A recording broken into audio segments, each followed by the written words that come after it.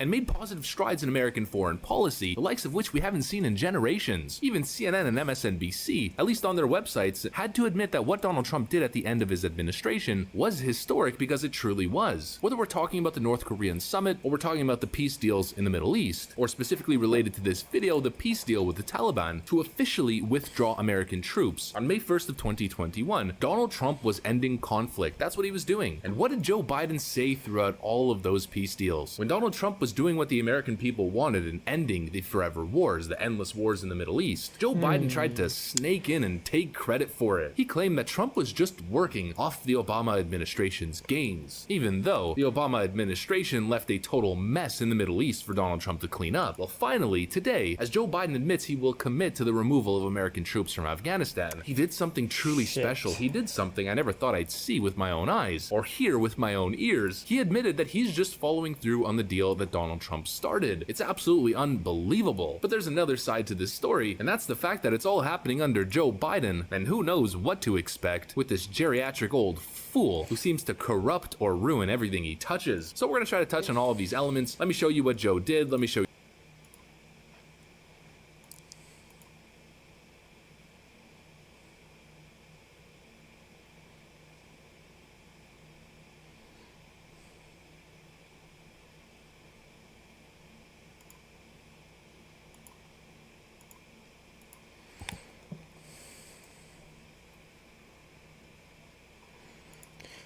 Jeremy, all right, from let's the corner work of on a this. wonderful day, and it looks like Ricky Gervais is back in the news. Now, if you remember Ricky, well, I mean, he's had a long and successful career in entertainment, comedy, and as a podcast host, but many of us remember his rise to a whole new level of fame during his evisceration of Hollywood during the Golden Globes, an event which he no longer hosts. I wonder why. But earlier today, the internet started trending Ricky Gervais, and I was curious exactly why. And it turns out he talks about cancel culture. And anytime you talk about cancel culture, essentially Twitter is very, very quick to gaslight and pretend that it doesn't exist. You see, Ricky Gervais suggests The Office would not get made now due to cancel culture and political correctness. Maybe he's talking about the original Office. I'm not sure that. I mean, there were a few like kind of spicy jokes during The Office, but that was kind of the point. See, except for tons and tons of newer, more politically incorrect and offensive shows are being made today. He has a point, except for that. Twitter, of course, is always quick to suggest that cancel culture doesn't exist. True comedy gems like Phoenix Nights, Max and Patty, The Office, Extras, dare I say more, The In-Betweeners, the generations will never know. Probably true. And then people dumping on Monty Python. Essentially Twitter losing their minds over this. Now, the reality is, Ricky didn't exactly say that, but the article is written by a journalist, so it's true, saying Gervais penned the 2-series show with Stephen Merchant and launched the careers for stars like Martin Freeman, Mackenzie Crook, as well as spawning the much-loved U.S. version. It's been 20 years since The Office first graced our television screens and continues to be watched, referenced, and talked about all the time. The creator and the man behind, let's face it, the awful boss, David Brent, has suggested that the show would not be made now as a result of cancel culture. Speaking of the BBC, which aired on the fly of the wall comedy in early noughties, Ricky Gervais said, I mean, now it would be canceled. I'm looking forward to when they pick out one thing and try to cancel it. Someone said they might even try to cancel it one day, and I said, good, let them cancel it. I've been paid. Some of the jokes inside the show, mostly made by Brent and his sidekick Gareth, perhaps have not aged particularly well, but Gervais says they weren't meant to relate to him. He says people were not meant to relate to him. Well, that was kind of the point. I'm not sure a lot of people related to Michael Scott.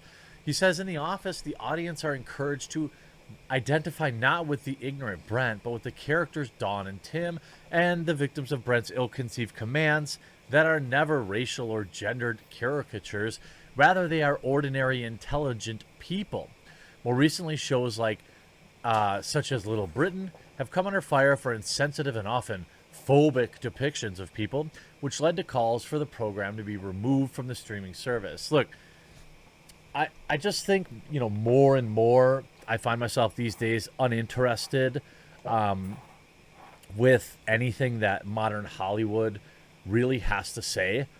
I almost watch stuff like ironically now, where before I used to have really high expectations, but I've got to admit nowadays it doesn't feel like I don't feel optimistic about anything going on in cinema these days. It's just all so bad. Now, I will say I have watched some movies recently that I really, really enjoyed. A lot of people have been suggesting, I think it was The Expanse or some, I have to look back, I wrote down some suggestions. It was a suspense or thriller movie that everyone suggested, and I know I hadn't seen it, even though it's really popular. But I just watched Behind the Mask, The Rise of Leslie Vernon, which was made a little while ago. I thought an excellent, really unique idea, really unique execution, just overall a really good movie. There are lots of really, really good movies out there. In fact, maybe let's use the description, the comment section. Everyone share like a good nugget movie, a movie that you haven't, you didn't think was going to be good, but it was really good. For me, I'm always looking for suggestions for thrillers, thrillers or like what's the word for it? Like horror, but not gore. Like obviously, Behind the Mask is really good. Like Michael Myers are movies that Halloween movies, Friday the 13th, Nightmare on Elm Street. These are movies that I will always like cherish, but I'm not into the like crazy over the top like gore stuff. I actually more prefer like a movie like Fallen, which is like more suspenseful. It's like supernatural, but suspenseful.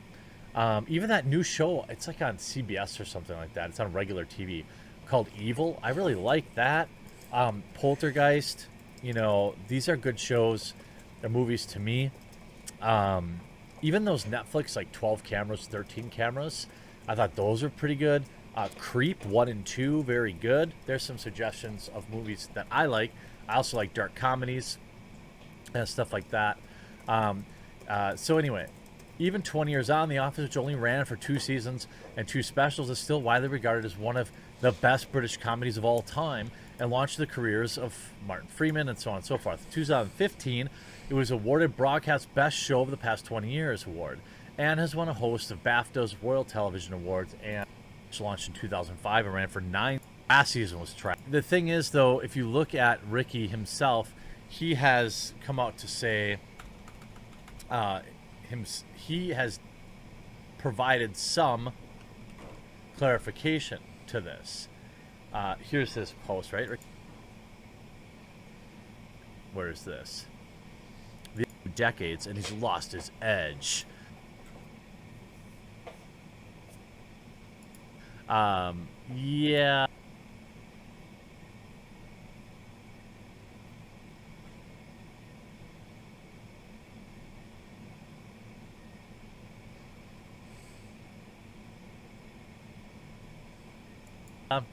Maybe, just a lot of people, his comments weren't necessarily, well, he's been on Twitter a lot.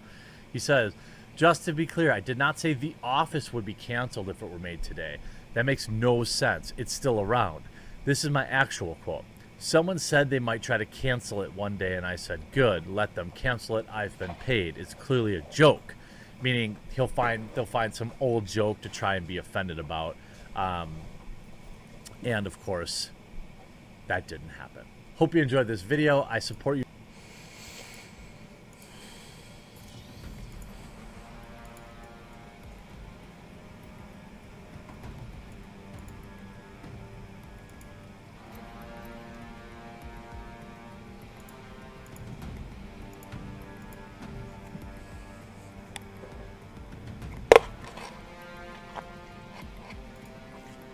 Is that blue?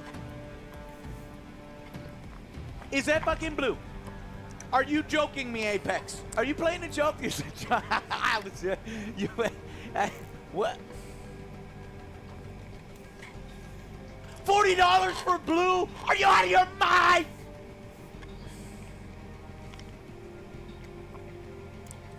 $30, 20, 24, $24. You want $24 for fucking blue? $24 for fucking blue? Are you out of your mind?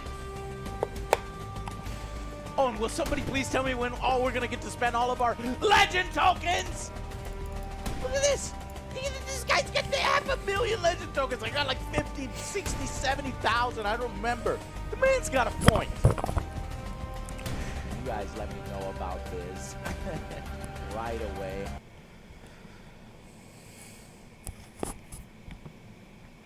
I have no fucking... Holy shit! I knew it was $40. I was like, wait a minute. Wait a minute. Why is it $40? Because I remember people... But then it goes down to... So what is this? Is this... What region is Creepy Frog Boy in where he's got to pay fucking $40 for fucking blue? That's, I knew I said it was $40. So did they reduce the price, or is it a different fucking price in a different fucking region? Okay, seriously, because people captured this and it is at $40 fucking dollars. No, how about blue is fucking $3. It's a fucking drop that you get, and then you spend $5 for the cool fucking samurai gun with a fucking katana attached to it and cool little bits on it. But no, you want people to spend for your fucking recolors. No, thank you. What is it about Apex where their battle passes, skins, and shit is so boring, so lackluster? This is a game that makes nearly $1 billion. In its first month, Apex made $92 million. It's on its way to becoming a $1 billion franchise by March. So it is probably already a $1 billion franchise. And we get stupid ass battle passes like the Season 9 battle pass. Let's take a look. Oh, what is that? What, black? You're giving me black gun? What is this? A flower gun? Wow. Thank you. I appreciate that. What is... Oh, this is black and yellow coins or something on it? Like, who the fuck comes up with this? More fucking uninspired garbage. These skins are garbage all the fucking time. Wait, a flatline? We've already had a flatline. Are you kidding me? And look at this. Like a what? What? That's it? Seriously? What? What? You're just giving me a white gun with a tiny bit of texture on it. These fucking... What is it about Apex? And it's been like this. I remember the first battle pass was garbage. And they need to be fucking yelled at for it, because it's crazy, because this is all extra money, right? Apex is free, okay? But because I've spent so much time in the game, I like the game, I don't mind kicking them some money, especially if they keep the prices reasonable, right? Not like fucking Valorant. But now they're gonna start doing stupid shit like this fucking blue package. Because apparently blue is... I mean, what did players want more than anything? Well, I'll fucking tell you. It's the Eye of the Storm set. Everybody was waiting for that fucking Eye of the Storm set. It's as if they have, like, one guy doing the, different skins on the guns that are upcoming instead of a team. And that one guy is average at his job at best. I'd say below average. Every once in a while he comes up with a cool skin like a Revenant or, Caustic has some cool ones, but time and time again they will screw up on the skins.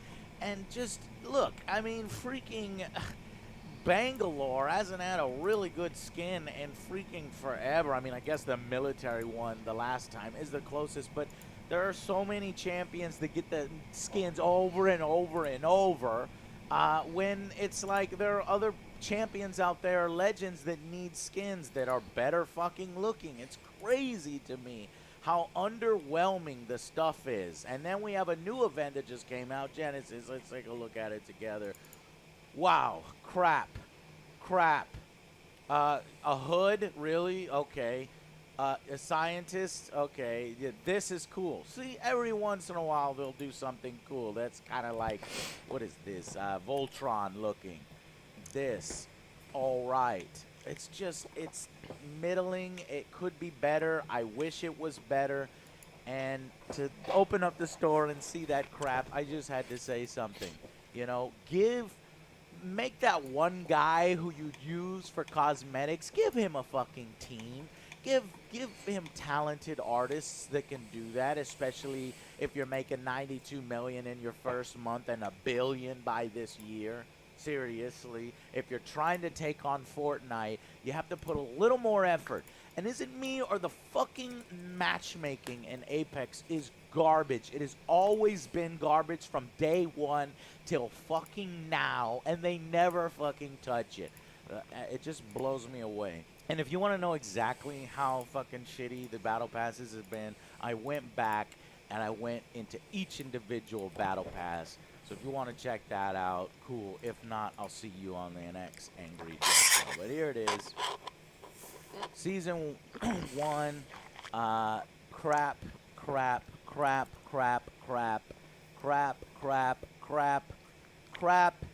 I guess okay, crap, I guess cool, crap,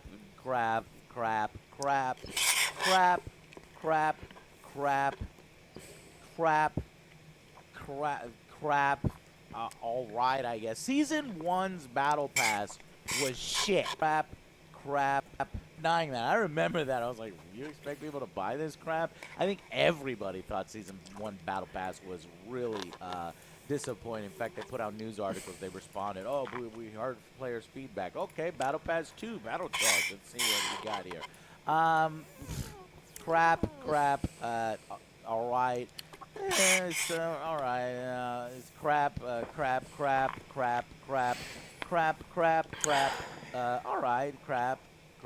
Crap. Whatever. Bunch of shit. I guess cool. Like, you know, I never see this skin running around with Octane. Okay, good for you. Crap. All right.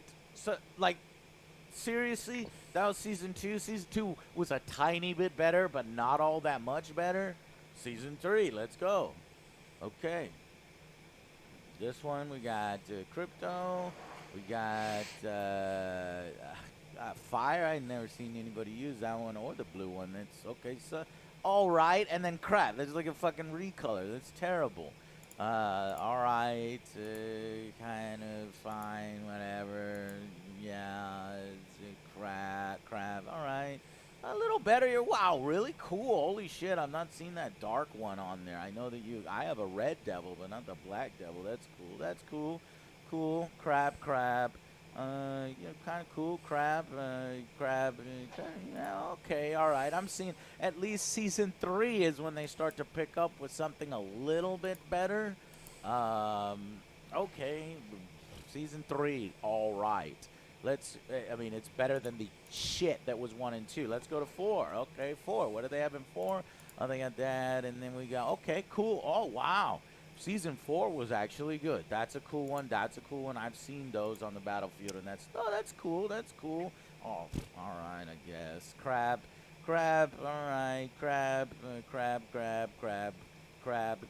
All right. So the skins are getting a little bit better, at least in Season 4, the skins were pretty cool, and you had a couple actually cool rifles. But okay, so it's getting better. 3 and 4, and then we go to 5. Here we go, 5. Okay. Oh yeah, cool. All right, nice. Grab. Nice, cool. Yeah, crab, you know, blah, blah, blah. Okay, yeah, Bangalore, that's one of the only good creative ones I've seen are good ones besides Officer Williams and the military one. Crab. Crab. Oh, really cool. I'm sorry I missed out on those. That sucks because I want to get better at the wingman. Season 5 was good. Okay, so you was all right. So season 6, let's do it. Cascade Rampart. Crab. Three-color crab. This was a really cool Pathfinder. I gotta give him credit for that. So all this is crab. Really cool crab. All right, crab. Oh, really cool. I don't see this one very often for Bloodhound. I'm so jealous. I wish I would have got that one. I do play Bloodhound from time to time, red and black, like Cyber Samurai, Zeram. If anybody has seen Zeram, I recommend you go and see this, the first one. Pretty freaking sweet. So it reminds me of that. So, okay, cool, good. Yeah, all right, okay, all right. Crab, all right, crab, okay. So, the best one so far is Season 6, and then we got Season 7. Here we go, Season 7. Oh, that's a cool little red skin. There you go. These are crap and all right, and I guess.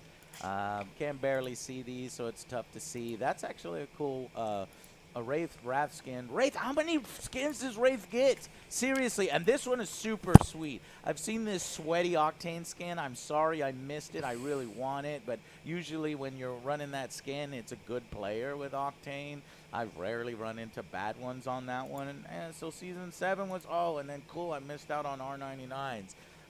But actually cool, this sort of corporate style thing, which is actually all right. So I missed out on some good seasons because here I come with Season 8 Battle Pass where they've got all garbage, just disappointing. This one, like I said, the military one was all right, but other than that, it's just a little, underwhelming. I'm so surprised that they did this. It's just awful. And then of course Season 9, which is probably one of the worst ones, so shitty since Season 2 or 3, unless here's Wraith again. It's like, Jesus Christ, are you gonna how many skins do we need to give Wraith? It's crazy. So guys, what do you think? Does Apex need to improve their battle pass cosmetics, and do they need to improve matchmaking, since the game has seen a bit of a revival ever since Season 8 and Season 9? I recommend playing it because it is my favorite battle royale.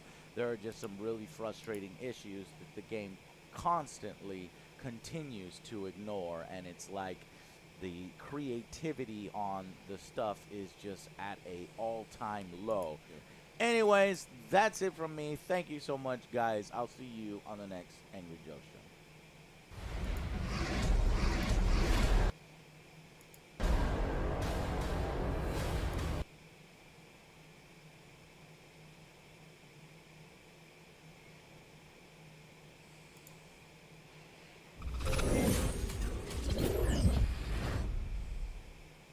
Okay, not too long ago I covered a topic where Titanfall, the original game, and Titanfall 2 were under siege by a hacker named John Yu. I'll link those videos down below because there is quite a bit of backstory here, but to summarize, many years ago, an original Titanfall player, ridiculed for his inability to compete in the game, resorted to hacks and cheats to get around that problem.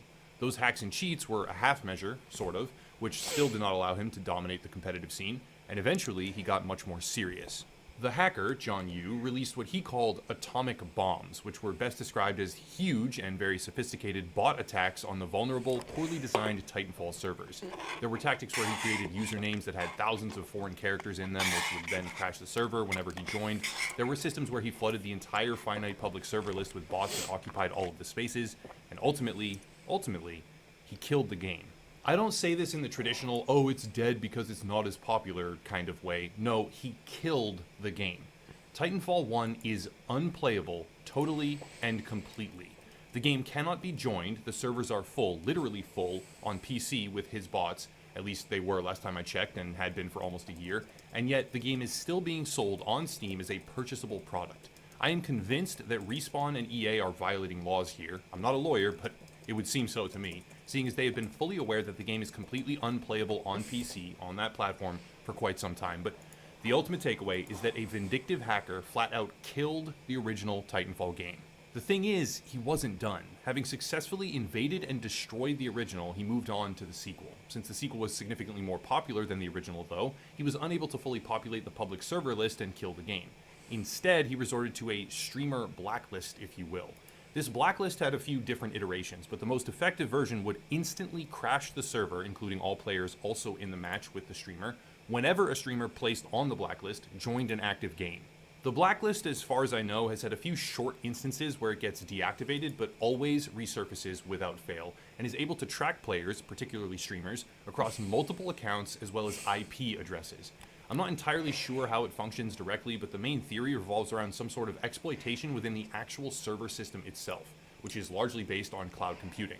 Again, I have a far more in-depth analysis in the previous video, but since the DDoSing is based on a dynamic cloud computing server IP, it's reasonable to assume that the hacker has broken into the Strider matchmaking engine that Respawn uses in some capacity, and is now able to circumvent every single protective measure that Respawn or the modding community create.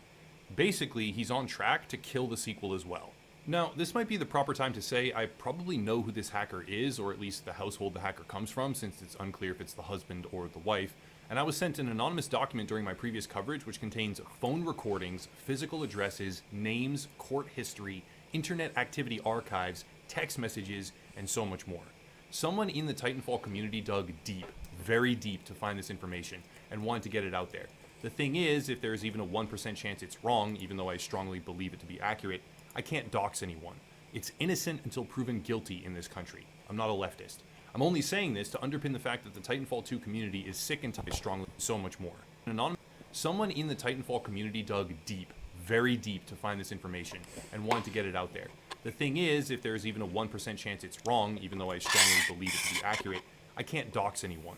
It's innocent until proven guilty in this country. I'm not a leftist. I'm only saying this to underpin the fact that the Titanfall 2 community is sick and tired of being ignored by Respawn, who has known about these issues in the previous titles for years and done nothing at all substantial to solve them, so they have started taking matters into their own hands. That brings us to the 4th of July 2021. What some people might not know is that Apex Legends is actually a part of the Titanfall universe. Apex Legends does not serve as a proper sequel to Titanfall 2, but it's still a part of that world. And Apex Legends is the golden child of Respawn and EA owing to its massive popularity. I'll admit for a while it seemed like the game was on its way out the door, with a massive decline in player base, but that trend has reversed completely, and just on Steam charts we can see concurrent player counts above 100 to 200 plus thousand. That's 50 to 100 times higher than Titanfall 2, and obviously it's far more lucrative. EA and Respawn are deliberately ignoring the Titanfall 2 community as they languish in a hacker-dominated hellscape, and on July 4th, they had enough. Counter-hackers, whether it be an individual or group, I'm not sure, breached the Apex Legends infrastructure, an easy feat when compared to many other games out there, owing to the rickety and insecure foundational engine systems, in order to place a help request message and a plea of save Titanfall while disabling the matchmaking capabilities for those affected. This hack lasted most of the day and required a large emergency hotfix, something that will obviously be done for Apex Legends, but never for Titanfall 2 or 1, despite those games still being sold each and every day on Steam by a company that knows one of them is fully unplayable and the other is on that very same track, and has known this for years. The hack also delivered a pop-up message that prompted players to go to savetitanfall.com, which is a website dedicated to raising awareness and trying, desperately, to get Respawn to do something, anything, about these problems in the previous games. However, the website itself very quickly after the hack went live put a disclaimer at the top distancing themselves from the attack. I don't know who owns, operates, or directly controls the website. I don't know if it's true or not. I suspect it's true that they had nothing to do with it, but taking them at their word, which I do believe is true, it would appear that someone else decided enough is enough and attempted to damage the golden goose of Respawn, hoping to force them into action and finally get something, anything done. Setting aside the ethics of hacking to solve a hacker problem or denying others the game that they enjoy to try and get back the game that you enjoy, which is an exceptionally gray area in the current scenario, we have to remember that there are two villains here. Surely, yes, the hacker John Yu and his comrades are a central antagonist in the story, but Respawn and EA are almost equally as guilty. Respawn and EA are deliberately ignoring this community. They flat out refuse, deliberately refuse, and have refused for years to fix the game. They intentionally allow this to continue, and when this golden child of EA, Apex Legends, gets hacked, It's fixed within hours. The community is at war with itself, and the developers are fanning the flames. What started as a hacker versus a player base is now an inter-franchise communal battleground where fans of one game are shutting down the other games in the series to try and get people to wake up to the fact that they have been neglected and ignored for years. John Yu, the hacker behind all of this, would probably be thrilled. His mission is to destroy the Titanfall franchise, and it's a mission he has pursued meticulously for multiple years. However, the simple fact that Respawn allows their unplayable game, Titanfall 1, to be sold on Steam, even entering Steam's sale periods to spike the buyer metrics, indicates that they are absolutely to blame for the current state of affairs. You cannot sell a $20 game that is literally unplayable, and then ignore the people who ask for help with that. Respawn deserves to be raked over the coals as many times as humanly possible because their neglect of the community and obvious preferential treatment of titles has created a rift in their own fan base. Titanfall, as a franchise, is being torn apart by hackers, not just the hackers taking down the earlier titles, but the hackers responding to their years of neglect by Respawn and taking down the newer titles. The infrastructure of these games is so piss poor that it's easily possible to do all of this, and it's been possible for a long time with no meaningful security overhaul whatsoever, which indicates that there might be no end in sight. I would speculate that this was a well-intentioned but misguided fan of the original Titanfall games who desperately wanted to raise awareness. Again, Respawn and EA are largely to blame here, but that well-intentioned effort has caused quite a bit of damage. The hack has created an even larger rift between Apex Legends and Titanfall 1 and 2. It has caused an inaccurate link between SaveTitanfall.com, a group of amazing people who sincerely just want to play the game that they love. I've chatted with quite a few of them in that community on the topic, but it created a link between SaveTitanfall.com and the perceived malicious action of taking down Apex Legends. A large number of people who have done absolutely nothing wrong and suffered in silence for years while Respawn intentionally leaves their favorite game in a broken, unplayable state are forced to clear their name or defend themselves from accusations.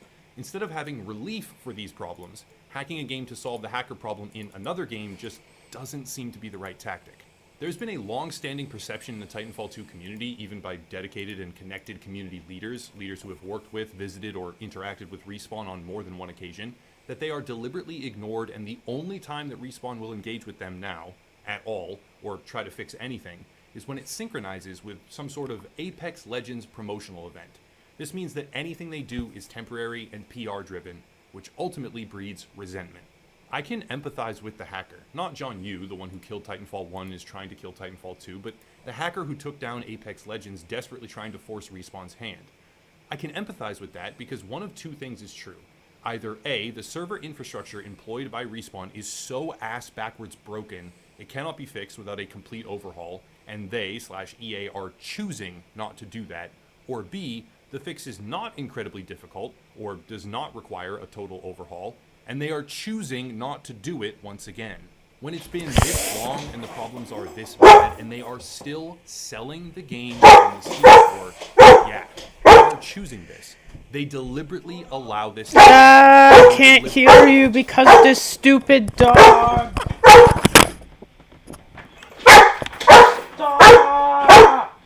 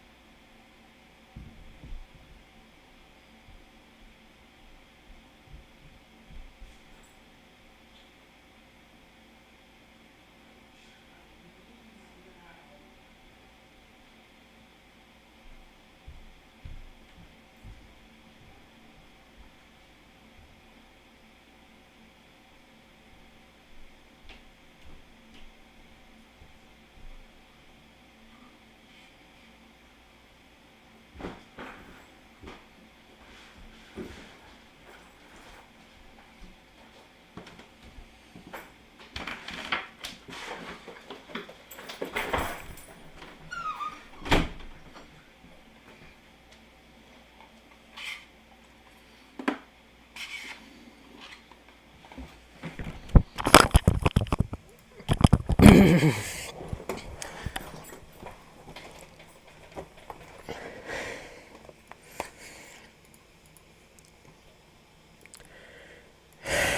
sell an unplayable product and even put it on sale to spike the numbers. They deliberately fan the flames of inter-community animosity, and they are becoming a villain almost as bad as the original hacker himself. Get your shit together, Respawn. Do something. This is your fault as much as anyone else's. When the problems of Titanfall 1 get brought up, even for those with a direct line of communication to Respawn employees themselves, they get ghosted. The game could ethically be removed from sale on PC until it's playable again. But no. It could be prioritized for a hotfix the same way Apex Legends was. But no. And I can't help but look at this through the lens of profit. Apex Legends is bigger and makes more money. Absolutely. It's a logical thing to prioritize that title, but when you leave dedicated fans out in the cold for years on end, ignoring them whenever they try to get help, don't be surprised when they resort to increasingly extreme tactics. Titanfall as a franchise is being torn apart by hackers, and it's incredibly sad to witness. It's a great franchise with some great games, but under the direction of EA and Respawn, it's been allowed to fester and rot in a way that I have hardly ever seen before in my entire video game career. It's truly a unique situation to have a dedicated and meticulous hacker hellbent on destroying the franchise get free reign by the company for multiple years, but when the community turns on itself like this, that's when it's clear that things have gone too far. EA and Respawn need to step in and do something. They need to fix this. That's it. If you want to support, there are links down below. Merchandise, another YouTube platform alternative called Odyssey for those who want to branch out. Locals, which is like Patreon but better, $5 a month for ad-free videos and audio podcast versions as well. Also another gaming YouTuber to check out, and some other stuff too, but I'll cut it there and stop rambling. As always, thank you all for watching, and have a nice night.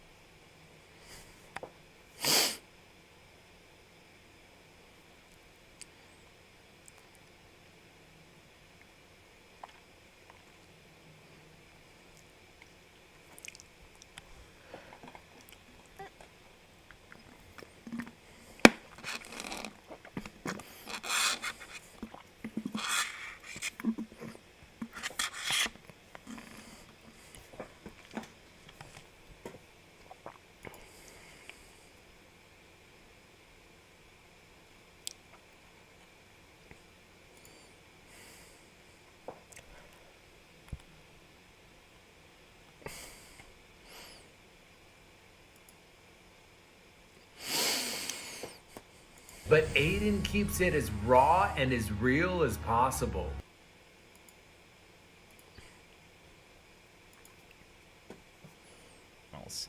So subscribe, please. Now, we're coming for your children.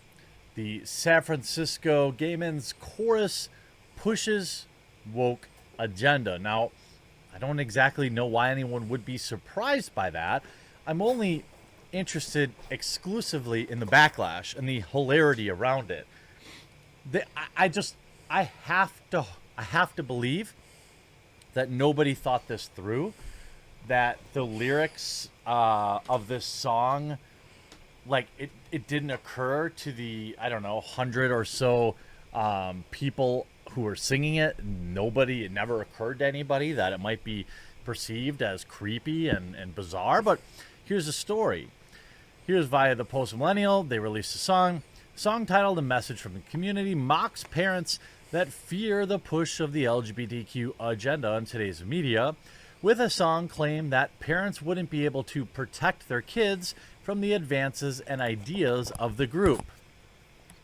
Now, that's according not to be. I've also heard the song myself. At the time of publishing, the video has already been made unavailable on YouTube. A portion of the lyrics are as follows. You think we're sinful, you fight against our right, you say we all lead lives you can't respect, but you're frightened. You think that we'll corrupt your kids if our agenda goes unchecked. Funny, just this once, you're correct. Now, this has been a common question that I would like to ask. I always ask people that, what rights do the LGBTQ community have that straight people, what don't they have that straight people have?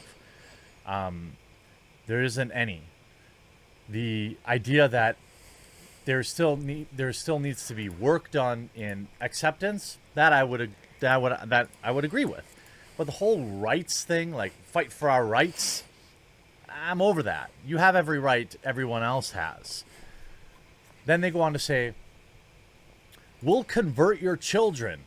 Happens bit by bit, quietly, subtly, and you will barely notice it. You can keep them from the disco, warn them about San Francisco, make them wear pleated pants. We don't care. We'll convert your children. We'll make them tolerant and fair. Now, what I think, if I'm being generous here, if I'm being charitable here, what they're trying to say is that, you're not... The song is for somebody who is not tolerant, and that we will make your kids tolerant. But the language used, things like agenda, it's just like being unself-aware, right? Just like you worried they'll change their group of friends, you won't approve of where they go at night to protests. You'll be disgusted when they start learning things online that you kept them from their sight. The song goes on to say that Gen Z is gayer than Grindr, and that even grandma likes RuPaul. The group also chants in a frenzy, we're coming for them, we're coming for your children. Oh.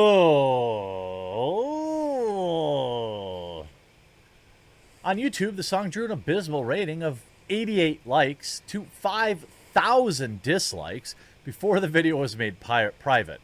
One person wrote in the YouTube comment section, the dead stare in this guy's eyes like some black-pilling creepiness to the max. Keep him away from any and all kids. Another wrote, and just like that, victim status revoked.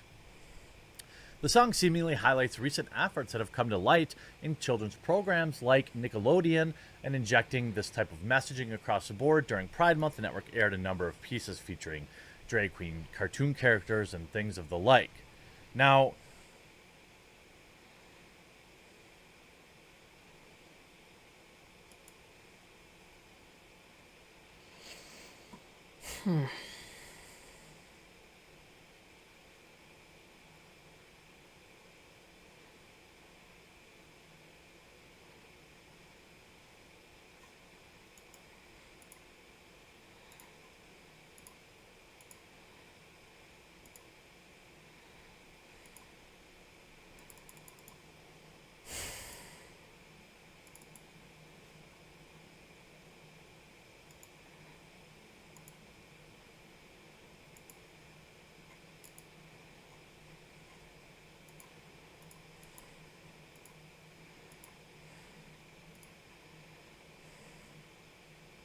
I have a challenge for all of you.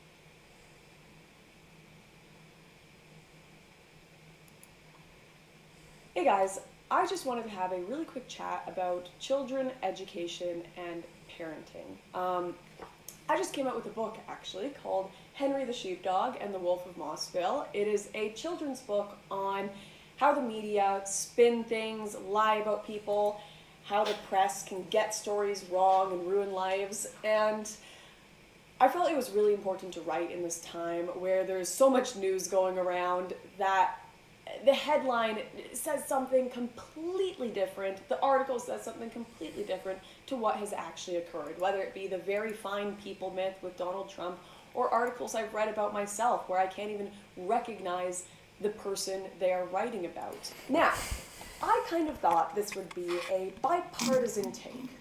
It doesn't matter. It's not saying right-wing media, it's not saying left-wing media, it's just giving kids the tools to know, don't believe every headline you read. Think about it a little more, question it, search for the evidence. But no, of course not. I had an incredible reaction from some folks who decided to say this was indoctrination, that they can't believe I'm dragging children into politics and trying to make them distrust the media. This is absolutely horrible. And one person even said that any parent who buys my book and reads it to their child should be investigated by the state and have their kids taken away from them by Child Protective Services. A super normal and not radical communist response to a children's book whatsoever. Seriously though, I want to talk about this for a second because firstly, telling kids not to believe everything they read is quite literally the opposite of indoctrination, but there's this idea going around that parents should just stand back and not have any input in their children's thoughts, ideologies, and the way that they see the world. Otherwise, you're indoctrinating your kids and forcing your view on them. This is absurd. There are people all over the world, in media, government, schooling, everywhere, that want to sell your kids some sort of idea, that want to bring your child into their cult, into their ideology, whatever it may be. And they are going to try to get your kid in every way possible. And if you as a parent stand back and don't parent and don't teach your kid critical thinking skills or different perspectives on the world, well, someone else is going to teach your kid for you.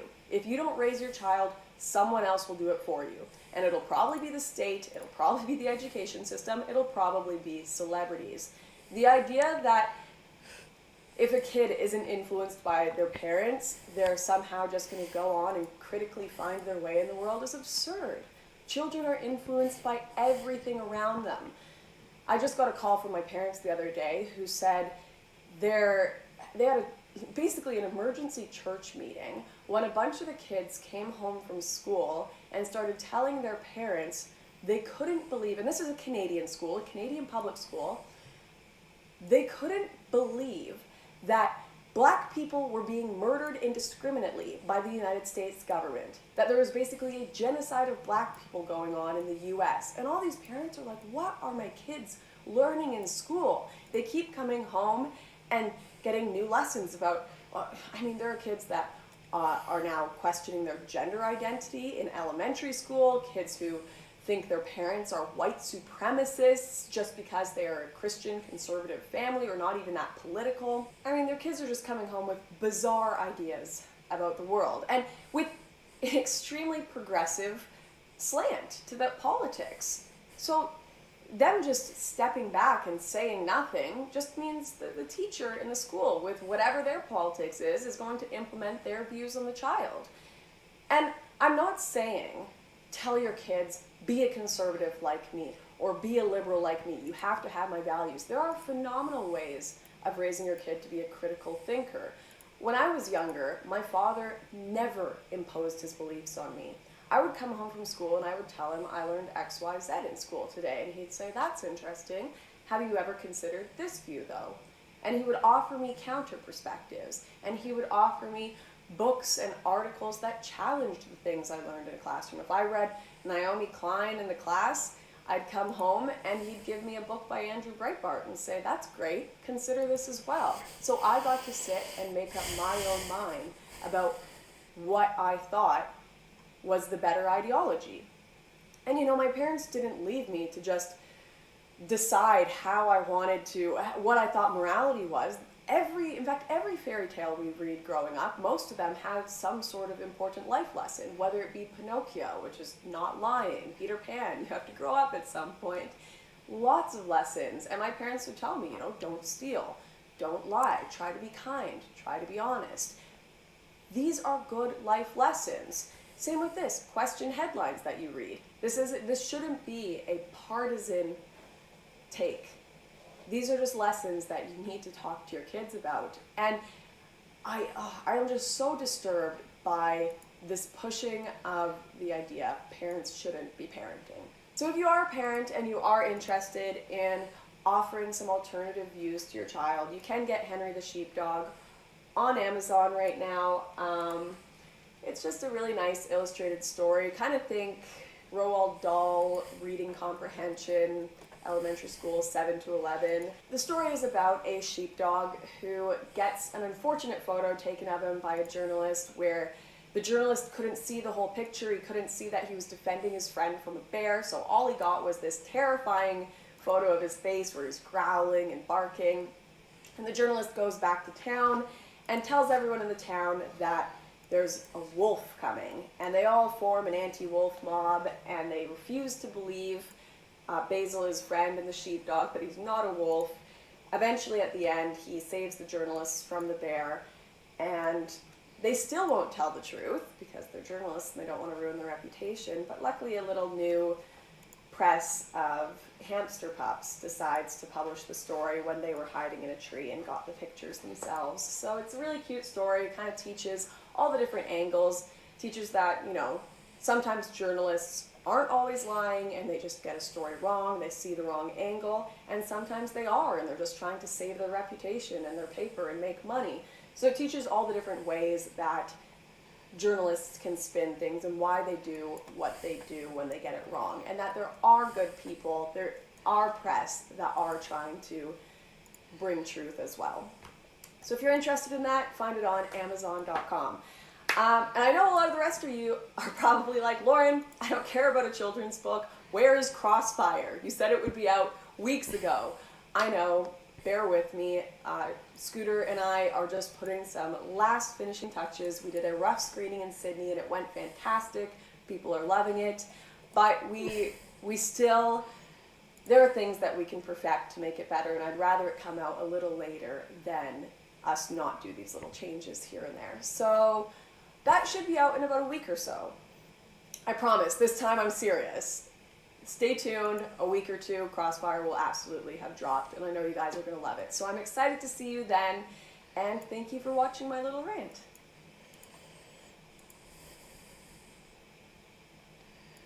Hey guys.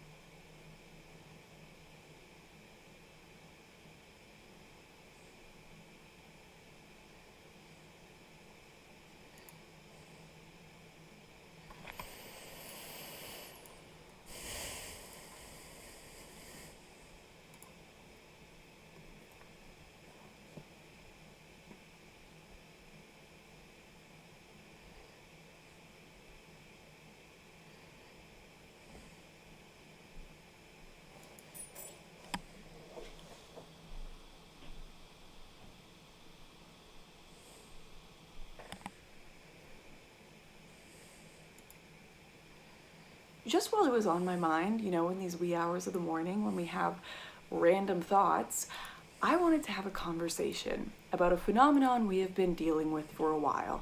Something we endlessly have been subjected to, we can't seem to stop, no matter how much we beg and plead and cringe and laugh and demand, it just won't go away.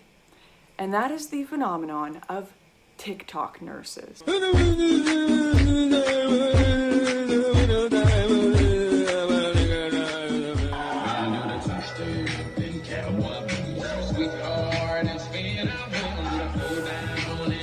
just won't stop.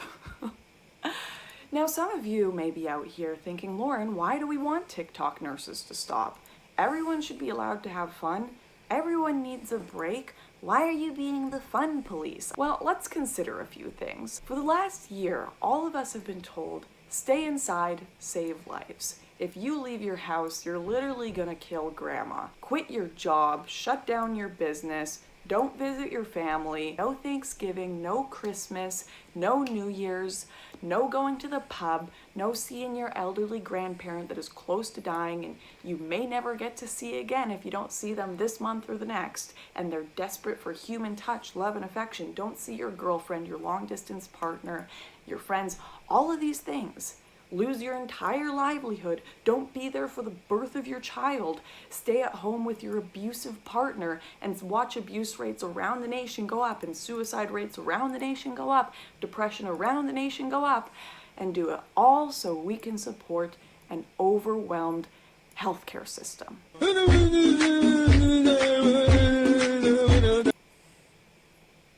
All for that. So when we sit here and all of us do this for a year and then we watch healthcare workers on TikTok dancing through empty hallways, it's just a bit of a slap in the face. No one is saying don't dance, don't have fun, don't be happy, don't take breaks. Absolutely do those things. You need to. I think people who are upset, who maybe just take issue with these videos, feel it's just, yeah, a bit of a slap in the face. It's saying all of these things we did for a year were for nothing. Were so that you could dance down a hallway because you actually aren't overwhelmed. Or we're staying at home so your hospital is empty and you have nothing to deal with and you are now spending that time dancing. And if your hospital is overwhelmed, you sure as hell should not be making TikTok videos. And that's the scary thing, is this isn't just a case of it being bad taste. You know, the videos where people are on break and doing it, that's just bad taste in my opinion, but sometimes it's actually like negligent. We have seen videos come out of nurses dancing while they do have people waiting in triage, while they do have people waiting in emergency. What are they doing? That's why we've been waiting so long. We're all down here with a bunch of mops.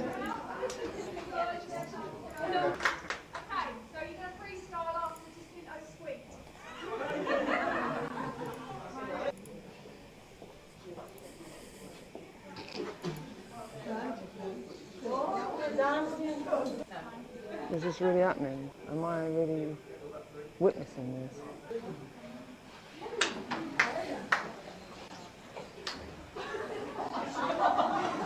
I've seen it all now. That's enough. I don't want to see it.